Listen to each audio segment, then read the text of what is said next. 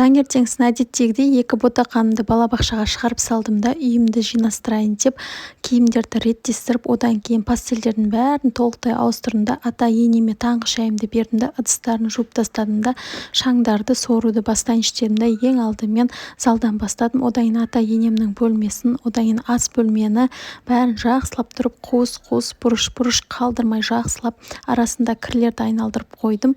Одан кейін кіреберіс жерге жеттім. Кірлерім арасында тоқтайды, жүгіріп барам да кірлерді жайып келем. Жайып келгеннен кейін тез үйдің шаңдарын, полдарын жақсылап жуып тап-таза қылып шықтым да есіктің алдын жақсылап сыпырып, қағып, сілкіп, шаңдардың бәрін реттестірдім да бұл жерді де сумен жуып тастайын дедім да жақсылап тұрып жуып тазалап алдым. Осылай бүгінгі күнімнің уборкасын аяқтап тастадым. Енді кешкі тамағымды жасаймын. Сонымен бәрі таза, демаламын.